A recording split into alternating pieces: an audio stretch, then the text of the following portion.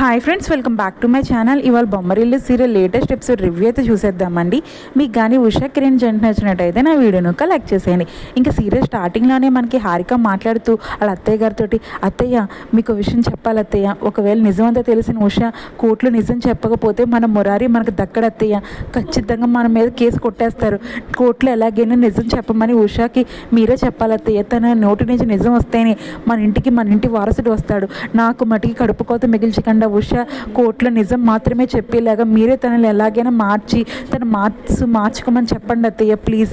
అక్కడే ఉన్న కిరణమే మాట్లాడుతూ, అమ్మ హారిక నీకు చెప్పేది ఏముంది, ఉషా మనస్తత్వం గురించి అంతా నీకు తెలిసిందే, కానీ కొన్ని పరిస్థితులు ఎదురైనాయి, అంత మాత్రాన్ని నువ్వు ఉషని అలా నిందించద్దు. నేను చెప్తున్నాను కదా, ఉషకి అసలు అబద్ధం ఆడడమే రాదు, అలాంటిది ఉష అబద్ధం చెప్తుందని నువ్వు ఎలా అంటావు చెప్పు.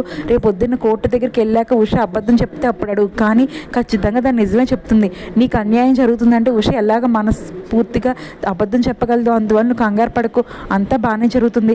అక్కడే ఉష మాట్లాడుతూ, అక్క నువ్వు అనవసరంగా నా మీద అభిప్రాయ భేదాలు ఏర్పరచుకుంటున్నావు, నా గురించి నీకు తెలియదా, ఏదో ఒక సందర్భం రావడం వల్ల నాకు నీ కొడుకు గురించి నిజం తెలిసినా నేను చెప్పలేని పరిస్థితుల్లో ఉండడం వల్ల ఆ రోజు నీకు నిజం చెప్పలేదు, కానీ ఈరోజు నీకు తరుణ్ బావ గారికి పుట్టిన బిడ్డ గురించి ఇంకప్పుడు కూడా నేను నిజం చెప్పకపోతే నీకు దక్కడు అనే విషయం వచ్చినప్పుడు నేను నీకు ఎందుకు అక్క హెల్ప్ చేయను, ఖచ్చితంగా కోర్టులో నేను నిజమే చెప్తాను, నువ్వు కంగారు పడకు, నా మీద నువ్వు నమ్మకం పెట్టుకోక ప్లీజ్, నేను చెప్పేదంతా నిజం, నువ్వు అత్తయ్య గారి దగ్గర నా గురించి ఇలా నిజం ఒప్పించమని రిక్వెస్ట్లు చేయక్కర్లేదు సరేనా. అక్కడే ఉన్న మేఘన మాట్లాడుతూ, వచ్చిందమ్మా పెద్ద ఆగు ఉష, ఇంక నువ్వు చెప్పింది ఇన్ని రోజులు నువ్వు అబద్ధాలు చెప్పి ఇప్పుడు వరకు నువ్వు నిజం ఎందుకు చెప్పలేదు మరి హారికకి, ఎప్పుడో నీకు నిజం తెలిసిన రోజే నువ్వు చెప్పేసి ఉంటే హారిక నీ మీద ఇలాగ అభిప్రాయపడకుండా ఉండేది కదా. ఆ రోజు నేను నిజం చెప్పకుండా అబద్ధం చెప్పి ఈరోజు నిజం చెప్పు కోట్ల అంటే నేనెందుకు నిజం గింజుకుంటున్నావు ఎందుకు. అయినా ఉష నిజం చెప్పకపోయినా నాకు హారిక బిడ్డని హారికకి ఎలా చేర్చాలో నాకు బాగా తెలుసు. ఒకవేళ నువ్వు నిజం చెప్పకుండా అక్కడ అబద్ధం చెప్పినా ఎలాంటి న్యాయం జరగాలన్నా హారికకి జరుగుతుంది సరేనా. అయినా హారిక నువ్వు ఇలాంటి ఉష మీద నమ్మకం పెట్టుకోక, అర్థమవుతుందా, తను ఒకవేళ కోర్టుకు వచ్చి అబద్ధం చెప్పినా నీ బిడ్డ నీకు దక్కేలా నేను చూసుకుంటాను కదా. సరే నువ్వు లోపలికి వెళ్ళి ఉష, నువ్వు వస్తే చాలా రెస్ట్ తీసుకోవాలి కదా, పద వెళ్ళు. అక్కడే ఉష తరుణ్ గురించి వెయిట్ చేస్తూ ఉంటుంది. ఏంటి హారికకి నేను మాట ఇచ్చాను, ఖచ్చితంగా కోర్టులో నిజం చెప్పి హారికకి న్యాయం జరిగేలా చేయాలి. అప్పుడే అక్కడికి వచ్చిన కిరణ్ మాట్లాడుతూ, ఏంటి ఉష ఇదిగో నీ ఫోన్, నువ్వు కావాలని నాకు తెలుసు, నా ఫోన్లు నువ్వు కావాలని ఎక్స్చేంజ్ చేసావు కదా, నీ చుట్టూ తిరుగుతూ ఉండి నీ గురించే నేను మాట్లాడుకుంటూ తలుచుకుంటూ ఉండాలని. లేదండి నేను కావాలని చేయలేదు, అయినా నువ్వు అలా మార్చడం మంచి పని అయ్యిందిలే. నువ్వు ఎప్పుడైతే నీ ఫోన్ నా దగ్గర వదిలేసావో నీ ఫ్రెండ్ శ్రీనిధి కాల్ చేసి అసలు జరిగిన విషయం అంతా చెప్పింది. అప్పుడే నేను ప్రభు దగ్గరికి వెళ్ళి నేను మాట్లాడొచ్చాను, అయినా నీ నోటి నుంచి అసలు నిజాలు వస్తాయని నేనైతే ఎక్స్పెక్ట్ చేయను, నువ్వు నిజం అయితే చెప్పవు. లేదండి నేను నిజం చెప్తాను కదా, అయినా నువ్వు చెప్పాల్సిన ప్రసక్తే నాకు అక్కర్లేదులే కానీ ఉషా, నేను ప్రభుతో మాట్లాడని జరిగిన విషయం అంతా తెలుసుకున్నాను, కానీ ఇంకా నాకు తెలియాల్సిన కొంచెం నిజం ఉన్నది, నిజం చెప్తావా లేదా. నిజం చెప్తానండి, మీకు తెలిసినట్టు నిజంగానే హారికకి తరుణ్ బావ గారిని పుట్టిన బిడ్డే మురారి, నేను చెప్పేది నిజం. ఈ విషయం ఇప్పుడు వరకు అంట్లో అందరికీ తెలిసిపోయింది, అంతెందుకు సునంద గారికి కూడా తెలిసిపోయింది, కానీ ఆవిడ నిజం ఒప్పుకోలేకపోతున్నారు. ఎప్పటికైనా ఇదే నిజం కదండి. అది సరే కానీ ఉషా, కానీ నాకు ఒక్కటి అర్థం అవ్వట్లేదు, ఆ రోజు ఆవిడ హాస్పిటల్లో ఉన్నప్పుడు మురారి కిడ్నాప్ అయితేనే ఆవిడ తట్టుకోలేకపోయింది, అలాంటిది ఇప్పుడు ఒకవేళ హారిక వదిన దగ్గరికి బాబు వెళ్ళిపోతే ఆవిడ తట్టుకోగలరా. అదేనండి నేను భయపడుతున్నాను. అసలు సునంద గారి గురించి తెలిసిందే కదా, ఆవిడ ప్రాణాలు మొత్తం మురారి మీద పెట్టుకుని బతుకుతున్నారని.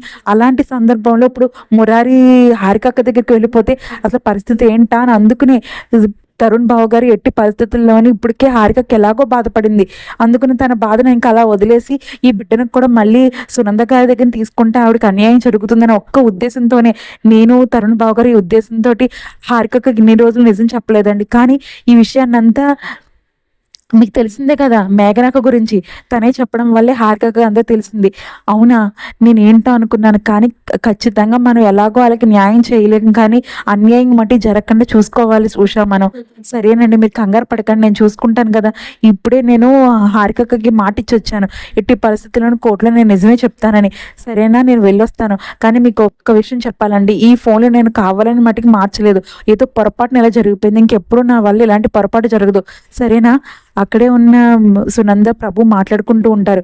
ఏంటి సునంద అంత దిగాలుగా ఉన్నావు, ఏమైంది?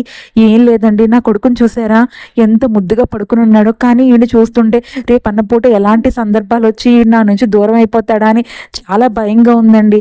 ఇప్పుడు ఏమంటావు సునంద? జరగాల్సింది ఎలాగో జరుగుతుంది, ఆల్రెడీ కేసు నడుస్తుంది కదా కోర్టులో కూడా. మనం మాట్లాడాల్సిన మాటలు రేపు ఎల్లుండి నుంచి హియరింగ్స్ కూడా స్టార్ట్ అవుతాయి. నువ్వు కంగారు పడకు సునంద, అంతా జరిగి పిల్లోడు మనకే దక్కిలా చేస్తాను కదా. చూడండి ఎంత ముద్దుగా పడుకున్నాడో, ఈడు నాకు దూరం అయిపోతాడంటే నా వల్ల కావట్లేదు. అయ్యో సునంద, నువ్వు బాధపడకు, నేను లాయర్తో అంతా మాట్లాడాను. ఎలా ధైర్యంగా ఉండనండి, చూస్తుండగా పిల్లోడే దూరం అయిపోతున్నాడంటే నాకు ఊపిరి ఆగిపోతున్నంత పని అవుతుంది. ఒక్కసారి రేపొద్దున గుడికి వెళ్ళి మన మురారి పేరు మీద అర్చన చేయిద్దామా? సరే సునంద, నువ్వు ఎలా అంటే అలా చేద్దాం. ఒకవేళ కొడుకు వెళ్ళిపోయినా నాకు ప్రాబ్లం లేదు, కానీ నువ్వు వాడు వెళ్ళిపోతే ఏమవుతావో అని భయంగా ఉంది సునంద. ప్లీజ్ నేను చెప్పిన మాటిని, నాకు నువ్వు తప్ప ఇంకెవరూ లేరు, నేను చెప్పిన మాటిని, వాడి మీద అంత ప్రేమ పెట్టుకోకు సరేనా? ప్లీజ్ అండి, అలాంటి మాటలు మాట్లాడను, కానీ మురారి కానీ లేకపోతే నేను అసలు బతకలేను. సరేనా? రేపు పొద్దున గుడికి వెళ్దామండి. సరే సునంద, వెళ్దామని చెప్తున్నాను కదా, నువ్వు ప్రశాంతంగా పడుకో, ఈ రోజుకి ఇంకా రెస్ట్ తీసుకో. సరేనండి, నేను పడుకుంటాను, రేపు మట్టిగా మన గుడికి వెళ్ళాల్సిందే. అక్కడే ఉన్న హారిక తరుణ్ మాట్లాడుకుంటూ ఉంటారు. ఏంటి హారిక అంత బాధపడిపోతున్నావు?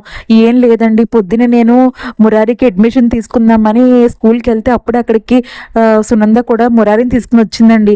అసలు మురారి నన్ను ఎత్తుకోమని అమ్మ అని కూడా పిలిచాడు, కానీ సునంద ఎత్తుకొనేవాళ్ళదండి. ఏ కన్న తల్లికి ఇలాంటి పరిస్థితి రాకూడదు. కన్నబిడ్డ ఎదురుగుండా ఉన్నా అసలే ముట్టుకోలేని పరిస్థితి నాకు వచ్చింది. ఇలాంటి పరిస్థితి దేవుడు ఎందుకంటే నాకు ఇచ్చాడు. అయ్యో హారిక బాధపడకు, పరిస్థితులన్నీ మారిపోయి నీ బిడ్డ నీ దగ్గరికి వస్తాడు. ఆల్రెడీ సమస్యలు తీరిపోవడానికి ప్రయత్నిస్తున్నాం కదా మనం. కేసు కూడా హియరింగ్కి వచ్చింది. లేదు తరుణ్, నాకు ఎందుకో భయంగా ఉంది. రేపు పొద్దున గుడికి వెళ్ళి ఒక్కసారి మురారి పేరు మీద అర్చన చేయిద్దామా? వాడు ఎక్కడున్నా జాగ్రత్తగా ఉండాలి, నా దగ్గరికి వచ్చి చేరే వరకు కూడా క్షేమంగా ఉండాలి కదా. సరేనా? సరే హారిక, నేను రేపు పొద్దున్న గుడికి వెళ్ళి ప్రార్థన చేద్దాం సరేనా? రేపు ఏ గుడికి వెళ్దాం చెప్పు? లేదండి, ఏ గుడికైనా పర్లేదు, కానీ మురారి పేరు మీద మటుకు అర్చన చేయించాలి. నేను ఆడు గురించి నా ప్రాణాలన్నీ పెట్టుకుని కూర్చున్నాను. అయ్యో హారిక బాధపడుకుని రేపు పొద్దున్న గుడికి వెళ్దాం అన్నాను కదా. అక్కడే తరుణ్ ప్రభు సునంద గుడికి వచ్చి పిల్లోడి పేరు మీద అర్చన చేస్తూ ఉంటారు. ఈ అమ్మ ఎవరి పేరు మీద అర్చన చేయాలి? మా కొడుకు మురారి పేరు మీద అర్చన చేయాలి పంతులు గారు. గోత్రాలు నమ్మాలి చెప్పండి అమ్మా. దండం పెట్టుకోరా మురారి, ఎప్పుడు నా అమ్మను వదిలి నువ్వు ఎక్కడికి వెళ్ళకూడదని. సరేనా? ప్రభు ఈ రోజు ఇంకెప్పటికీ ఇలాగే నిలిచిపోతే బాగుండు. మన మురారి మన దగ్గరే ఉండి అసలు ఎలాంటి పరిస్థితులు ఎదురవకుండా మన వాడు మనతోనే ఉండిపోతే ఎంత బాగుంటుంది చెప్పు ప్రభు. ఇందుకితో మనం ఎంత హ్యాపీగా ఉండేవాళ్ళం, మురారి నువ్వు నేను ఎంత హ్యాపీగా ఉండేవాళ్ళం. కానీ పరిస్థితులు ఎలా ఎదురైనాయి, నాకు అసలు ఈ నిద్ర పట్టట్లేదు, తినాలనిపించట్లేదు, వీడు ఎక్కడ నాకు దూరం అయిపోతాడా అని.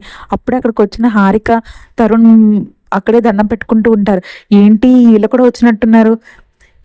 ఆ మురారి అమ్మ ఎప్పుడైతే మురారి పిలిచాడో, ప్లీజ్ సునంద వాడు నన్ను ఎత్తుకొనివ్వి. లేదు, నా కొడుకుని ఎవరికి ఇవ్వను, నేను ఎవరికి ఇవ్వనని చెప్తున్నాను కదా. పదు మురారి, మన ఇంటికి వెళ్ళిపోదాం.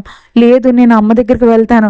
చూసావా సునంద, నువ్వెంత దూరం చేసేసినా వాడు నా దగ్గరికే వస్తానంటున్నాడు అని. అక్కడితో ఎపిసోడ్ అయితే పూర్తయిందండి. నా ఎక్స్ప్లెనేషన్ మీకు నచ్చినట్టయితే ప్లీజ్ లైక్ చేయండి, షేర్ చేయండి, కామెంట్ చేయండి. ఫస్ట్ టైం కానీ నా ఛానల్ చూస్తున్నట్టయితే సబ్స్క్రైబ్ చేసుకుని బెల్ ఐకాన్ ప్రెస్ చేయండి. నేను వీడియో పెట్టగానే మీకు నోటిఫికేషన్ వచ్చేస్తుంది.